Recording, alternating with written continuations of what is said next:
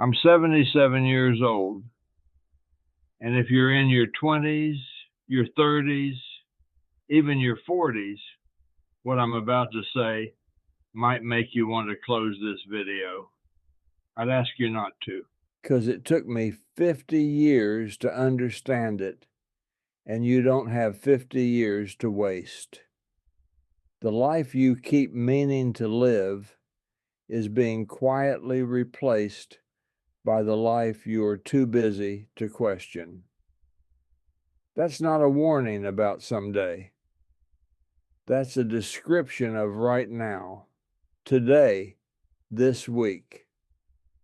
The Tuesday that already disappeared into things that felt urgent and weren't. I know because I lived it, every single decade of it. Here's a lie you're currently telling yourself. And I know you're telling it because I told it for 30 years without once questioning whether it was true. I have time. You think time is a bank account with an unknown balance, but unlimited withdrawals. You think I'll work the long hours now and breathe at 55. I'll skip the trip this year and take it when things settle down. I'll call my brother when this project wraps up. I'll be present when I've earned the right to be present. But here's what I watched happen to almost every person I've known across a long life. In your 20s, you defer because you're building. That's reasonable. Just get established, then you'll breathe. In your 30s, you defer because now there are children, or a mortgage, or both. Just get through this season. In your 40s, you defer because the career is finally moving. Just don't lose momentum now. In your 50s, you realize you've been saying later for 30 years.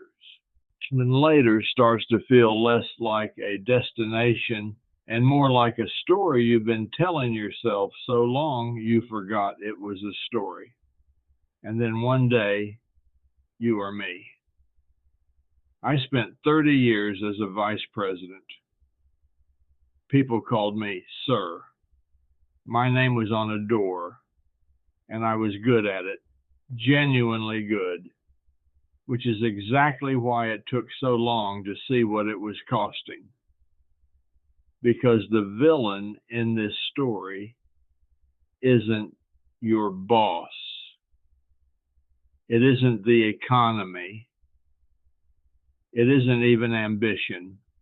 It's the someday script.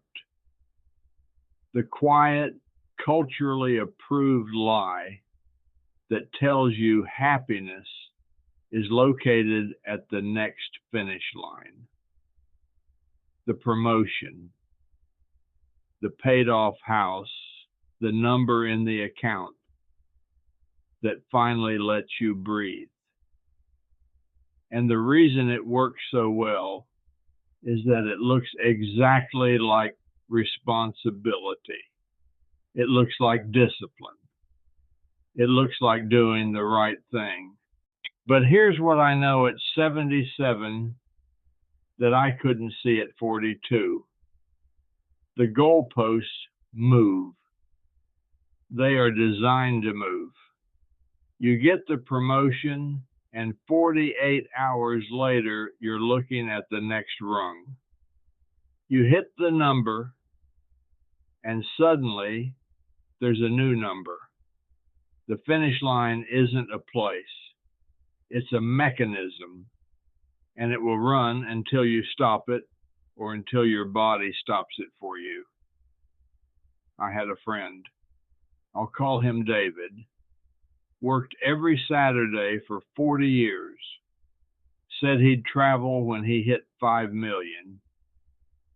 He hit 6 million at 66. had a stroke at 67.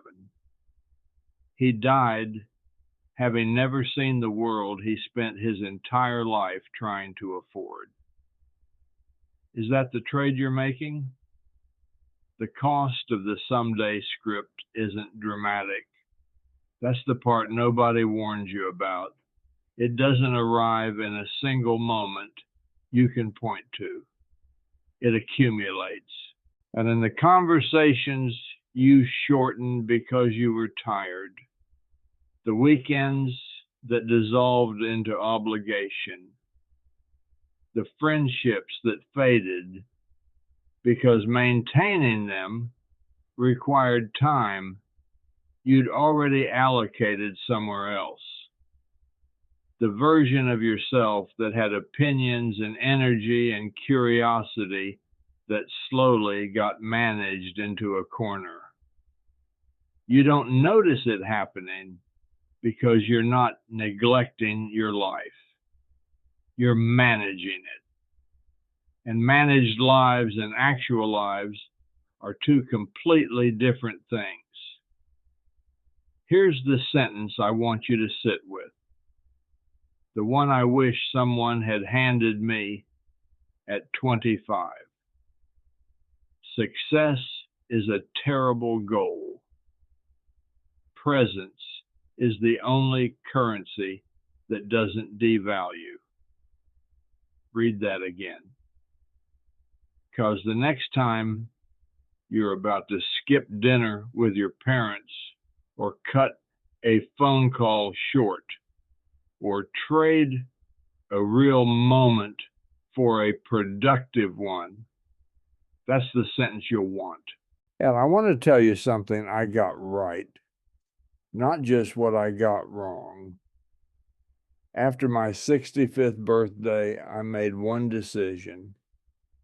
I started treating the people I loved as a priority that required the same protected, non-negotiable attention I had always given my work. Not more than work, just equal, calendared, defended. It sounds small. It wasn't small. It changed everything about how I experienced time, because I stopped waiting to feel like I had enough of it and started using what was actually there.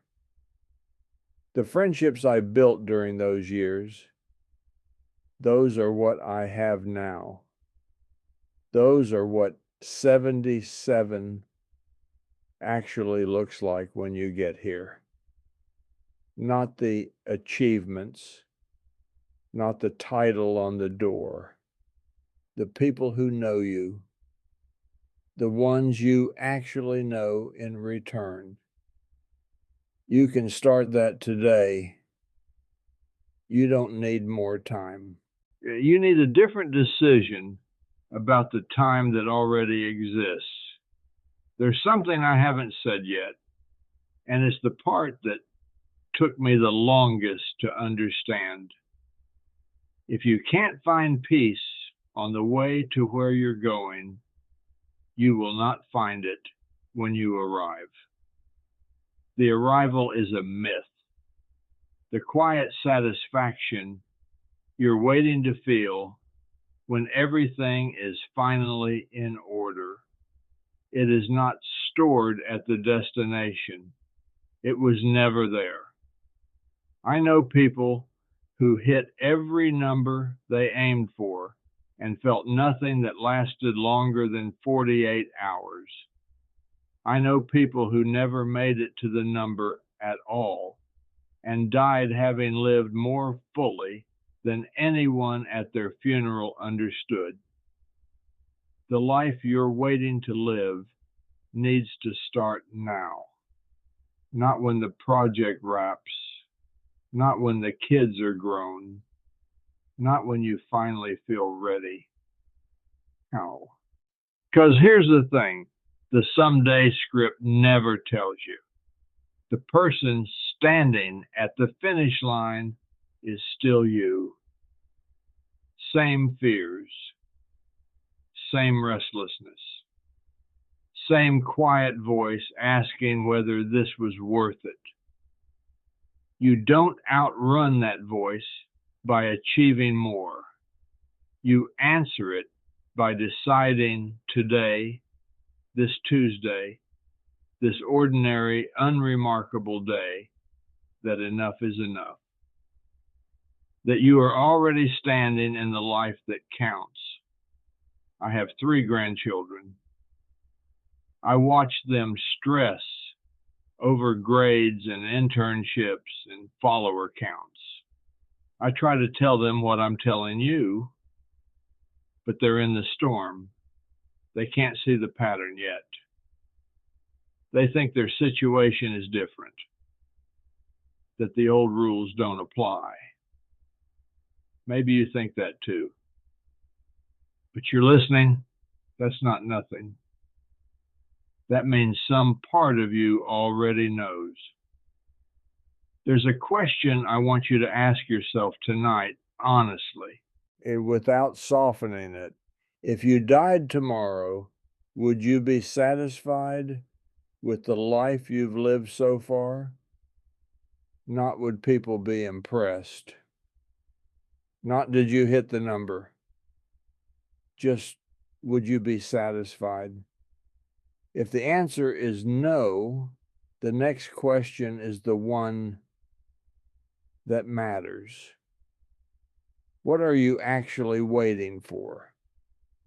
There's something this video has pointed at that I haven't fully answered. Why, if you already know this, and most of you do, somewhere underneath everything, why haven't you changed? What is the actual mechanism that keeps intelligent, self-aware people locked inside patterns they can clearly see? That's a harder conversation, a more specific one, and it's one I think you're ready for. I'm 77.